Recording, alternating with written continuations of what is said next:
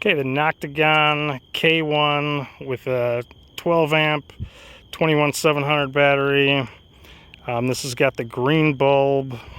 It's awesome. It comes with this nice carrying case.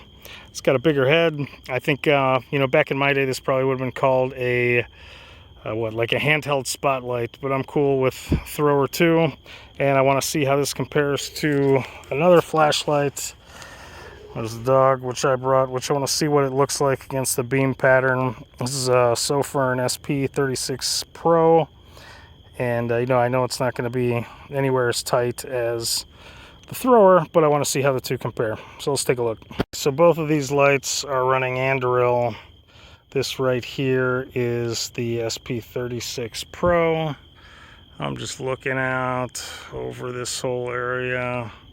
You can kind of see I just turned it on, so it's the default setting.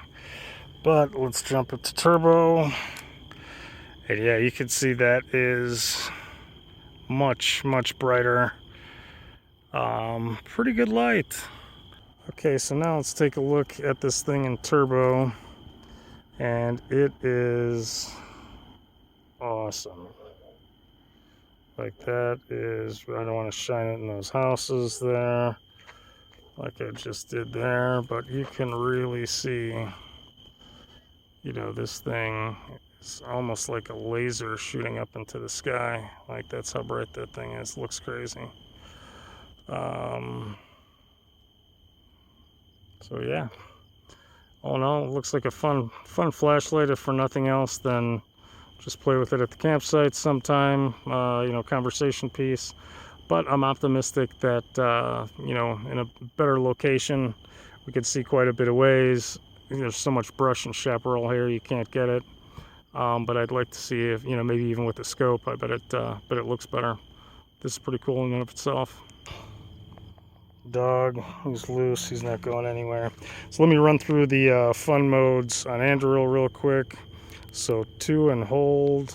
2 more, we get the flashing. I don't know if this is bike flashing or which one this is. Another 2, and we get this is the giant, decapacitating flashing.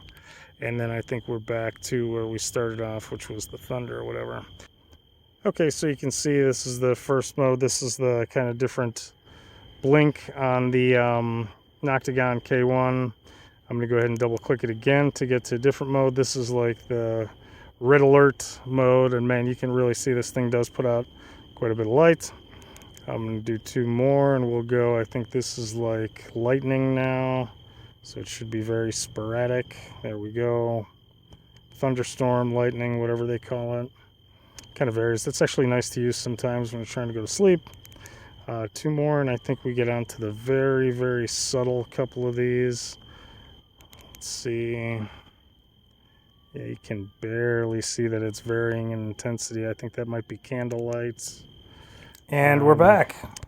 So I was hunting around trying to find a way to demonstrate, the differences in how the lights work at night and, what it might be if it was applicable for hunting.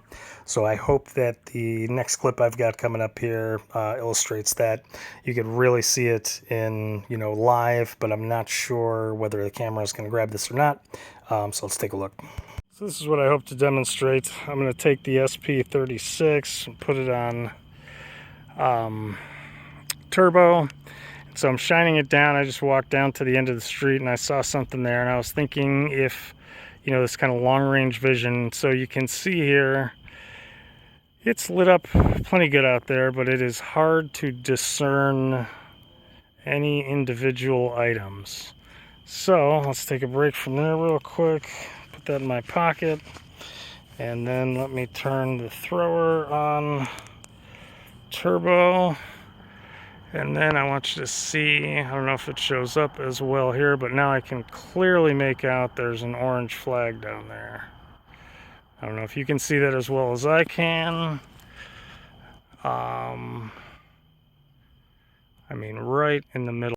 I hope that makes sense, and I hope you can see the visual distinction there, because I think there is kind of a niche that works very well with this, thrower green light at a distance.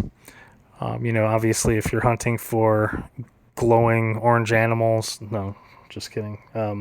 Yeah, no, but you can't see things in the distance, even if they're not fluorescent orange, but that sure helped with that specific color combination. So, all right, thanks everybody. Hope you're having a great day, and take care. Last thought here too is, apart from any kind of practical use, there's a definite wow factor to the light, and it is pretty cool. It's a great conversation piece. Not that you should buy $100 flashlight for a conversation piece, but whatever. Sometimes people do, and it's a pretty cool light to have. So appreciate it. Thanks.